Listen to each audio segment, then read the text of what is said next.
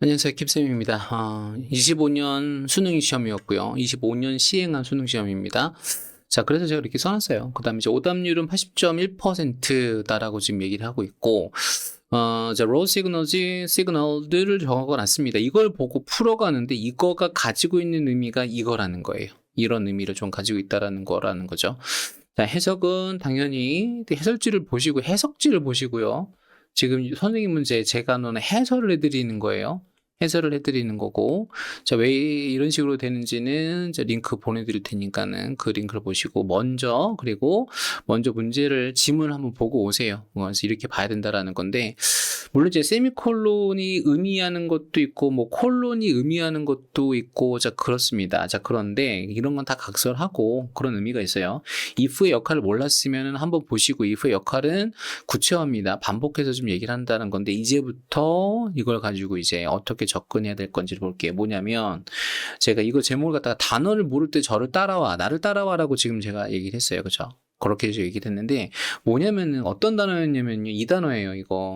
이거 스타일이 뭔지 몰라. 스타일이 뭔지 모르거든요. 근데 스타일 뭔지 모르면은 이게 영상을 볼 때가 아니라 이 문제를 풀 때 어디까지 헷갈리냐면 여기까지 무슨 말인지 헷갈려. 지금. 우리가 당연히 해석을 할 때는 앞에 우리가 알고 있는 단어를 가지고 연결이 되어지는 거잖아요. 그렇죠? 연결이 되어지는데 그럼에도 불구하고 애매하게 간다라고 하는 거예요. 그러면 if를 통해서 문제를 갖다 접근할 때, 지문을 갖다가 접근할 때는 이게 논리의 고차화나 예시나 그다음에 강조의 반복에 대한 개념으로 좀 가는 거니까는 이 내용을 했던 얘기를 여기서 한번 더 하는구나라고 보시면 돼요. 내용 이해가 안 되면 여기를 갖다가 보는 것도 나는 강추해드립니다. 강추해드리는데. 자, 그래서 여기를 보시면 좋은데, 자, 여기서 보니까는, if you listen to someone who is not clear, 명확하지 않은 사람하고 대화를 하는 거예요. 그러면 어떻게 된다? 관심을 잃어버리게 되죠. 그렇죠? 관심을 그렇죠? 잃게 됩니다. 그러면 이제 writers need to가 나옵니다. need 필요합니다. 라고 얘기를 하는 게 여기서도 좀 제가 강조하고 싶은 게 이 단어인데 need가 지금 얘기를 할 때는요. should의 의미가 있어요. 그렇죠? must만 여러분들 should만 집중하는 게 아니라 그래야 될 필요가 있다라고 얘기를 할 때 should의 의미가 들어있다라고 하는 거거든요. need가 있어요. 그래서 여기서도 봤을 때는 이게 이 사람이 지금 얘기를 했던 게 앞의 내용은 안 본다라는 건 아니에요. 봐야 됩니다. 당연히. 앞의 내용 봐야 되는데 여기를 지금 포인트로 잡아서 좀 가려고 하는 거구나. 관심을 잃게 되는데 그렇게 된다면은 작가들은 뭘 해야 될까? 명확하게 써야 된다라는 거예요. 그렇죠? 여기까지가 지금 되는 거예요, 지금.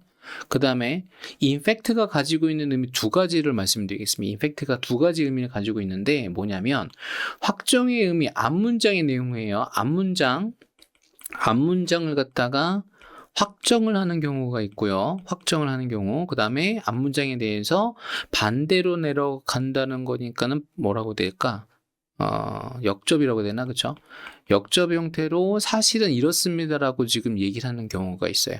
앞문장에 대한 확정에 대한 거가 있고. 그런데 여기서는 need가 말하는 거는 should의 개념이라고 제가 말씀을 드렸으니까는 이건 그래야만 한다라는 어떤 주관적 판단이 들어있긴 해요. 주장이 포함이 됐다라고 보면 되는데 주장 이런 식으로 이제 포함이 되어 있는 거예요. 이게. 글쓴이의 주장, 말하는 사람의 주장이 들어가져 있는 건데 자 그렇게 돼 있다는 얘기는 앞문장에 대한 확정의 역할이 강하다라는 겁니다. 우리는 이거 잘 모르잖아요. 이런 것들을. 근데 이거 알면은 내용에서 함몰되지 않아요. 내용에서 함몰되지 않고요. 자, 그 다음에 이어서 나오는 게 작가로서 우리는 해야 됩니다라고 지금 얘기를 하는 거고 그 다음에 뒷문장에서 이어서 나오는 거 보면은 이제 사실상으로 we have to imagine 상상을 하게 되는데 두 절반을 상상을 해야 된대. 가상의 대화인 두 절반을 상상해야 된대. 그래서 답으로 갈 수 있는 게 5번인데 예측을 해야 됩니다. 우리 작가는 그때 부재한 없는 독자의 반응을 예측해야 된다. 자, 물론 내용이라고 하는 거는 글 쓰는 방식도 어떤 거다? 글 쓰는 방식도 대화하고 같다라고 지금 얘기를 하는 글의 전반적인 내용이었었어요. 자, 그런데 아까 전에 제가 얘기한 것처럼 이 스타일이라는 단어를 갖다가 몰랐을 때 벌어지는 현상, 쫄지 말라는 거예요. 쫄지 말라. if가 나왔다. 다시 한번 얘기합니다. 이제 if가 나왔다. 앞에 있는 거 구체화 과정을 갖다가 얘기하는 거였었고 구체적 설명을 통해서 얘기하고자 하는 바는 뭘까? 핵심 내용은 여기가 지금 되어지는 부분이고 관심이 잃게 된 결과 우리 작가들은 집중을 해줘야 된다. 이렇게 글이 진행이 됐다라는 겁니다. 이해되시겠죠? 자, 여기까지만 짧게 이제 치워 나갈게요. 자, 해석은 말씀드린 대로 자, 해석지를 보시면 좋겠습니다. 자, 이번 영상 여기까지 진행하겠습니다.